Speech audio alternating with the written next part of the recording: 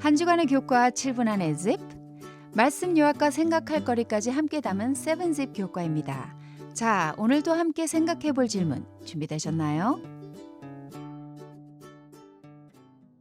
방금 전까지 엄청난 기적을 체험했던 이스라엘 백성이 어떻게 그렇게 순식간에 우상에게 절을 하게 됐을까요? 이 이야기는 배신, 용서, 그리고 짐을 짊어지는 리더십에 대해 묻고 있습니다. 사건의 배경부터 먼저 한번 짚어주시겠어요? 네, 고대 근동 문화에서 언약을 맺자마자 깨뜨리는 건 정말 상상하기 힘든 수준의 배신이었습니다. 모세가 하나님을 만나기 위해 시내산에 올라간 지 40일. 모세의 부재가 백성들의 불안감을 키웠을 것이고 결국 백성들은 눈에 보이는 신을 만들어 달라고 아론을 압박했고 지도자였던 아론은 그 압력에 굴복해서 금송아지를 만들었습니다. 그래서 백성들이 아론에게 압박을 넣은 거군요. 맞습니다. 우리를 인도할 신을 만들어 달라는 요구에 지도자였던 아론은 원칙을 지키지 못하고 금송아지를 만들었습니다. 일부 학자들은 이것이 여호와를 완전히 버린 게 아니라 이집트 황소신이었던 아피스나 하토르의 형상으로 여호와를 재현한 혼합주의였다고 보더군요. 네, 눈에 보이는 형상으로 안정감을 얻으려 한 것이죠. 그런데 이 장면은 단순한 고대 이야기가 아닙니다. 혹시 현대에도 비슷한 일이 있었다는 건가요? 그렇죠. 1978년 미국의 존스타운 참사가 대표적인 예인데요. 초기에 인종평등과 사회 정의를 외치면서 지지를 받았던 지도자 짐 존스라는 사람이 시간이 지나면서 자신을 메시아적 존재로 여기는 권위주의적이며 카리스마적인 지도자로 변질되기 시작합니다. 그리고 결국 정상적인 리더십이 사라지고 왜곡된 권위가 행사되면서 그는 존스타운 공동체에서 약 900명의 추종자에게 독이 든 음료를 마시게 해서 집단 자살로 몰아갔죠. 이런 현상을 집단 사고라고 설명을 하는데 비판 없이 집단 압력에 순응하면 금송아지 사건처럼 공동체 전체가 무너질 수 있다는 것입니다. 그런데 사람들은 왜 이렇게 눈에 보이는 형상에 의지하려고만 했을까요? 제2차 세계대전 때 있었던 화물신앙이 좋은 예죠. 화물신앙이요? 저는 처음 들어보는데요. 전쟁 중에 멜라네시아의 외딴 섬에 미군 비행기가 착륙을 해서 병사들에게 보급품을 주곤 했습니다. 전쟁이 끝나고 비행기가 오지 않자 현지 주민들이 나무로 활주로와 모형 비행기를 만들어 다시 축복이 오길 기다렸죠. 아, 그러니까 보급품을 준 진짜 원인 대신에 눈에 보이는 겉모습을 재현한 거네요. 맞아요. 금송아지도 마찬가지죠. 하나님의 임재가 멀게 느껴질 때 영적인 것처럼 보이지만 하나님이 아닌 대체물을 만들고 싶어집니다.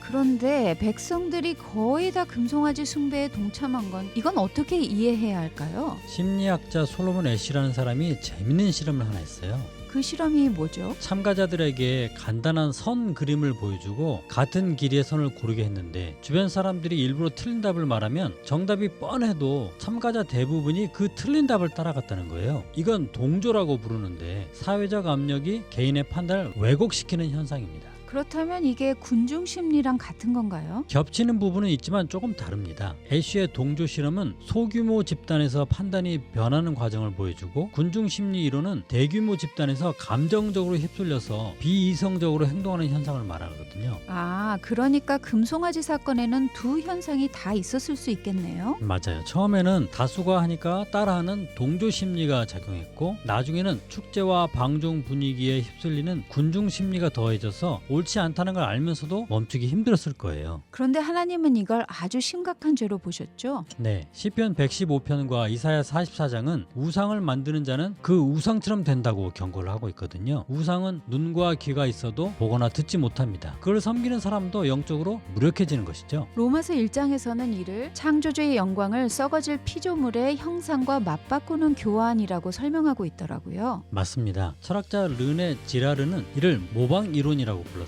우리는 사랑하고 욕망하는 대상을 닮아갑니다. 오늘날 SNS에서 화려한 소비와 외모를 따라하는 문화, 마치 금송아지 앞에서 춤추는 것과 다르지 않죠. 그리고 2008년 미국의 금융위기 사태도 그 좋은 예일 수 있겠네요. 그렇죠. 당시 미국 사회와 금융기관들은 집값은 절대 떨어지지 않는다는 믿음을 중심으로 위험한 서브프라임 모기지 대출을 무분별하게 늘렸거든요. 쉽게 말해서 상환 능력이 충분하지 않은 사람들에게 집값이 오를 걸 믿고 돈을 빌려준 주택담보대출이에요. 기술이었습니다. 단기 이익과 끝없는 성장을 현대판 금송아지처럼 숭배했던 것이죠. 하지만 거품이 꺼지자 주택시장과 금융 시스템이 붕괴했고 전 세계 경제 위기로 번졌던 엄청난 사건이었습니다. 그리고 이제 이야기는 하나님의 강한 진노로 이어지죠. 네, 스스로 부패했다며 백성을 멸하겠다고 선언하신 장면이었습니다. 그런데 여기서 모세가 너무 훌륭한 중보자로 나서는 지도자의 모습을 보여주던데요. 네, 모세는 변명 대신에 하나님의 명예와 조상들과의 약속을 근거로 하나님께 간구합니다. 그리고 하나님께 받은 돌판을 깨뜨려서 언약 파괴의 현실을 상징적으로 보여주죠. 그런데 성경에 보면 하나님께서 뜻을 돌이키셨다는 표현이 나오던데 이건 어떻게 이해해야 할까요? 맞아요. 성경에 나오는 그 단어는 히브리어로 나함이라고 하는 단어인데 이것은 사람들이 일반적으로 자주 하는 인간적인 변덕이 아니라 인격적 관계 안에서 모세의 간절한 기도에 하나님께서 응답하신 모습으로 이해하는 게 맞습니다.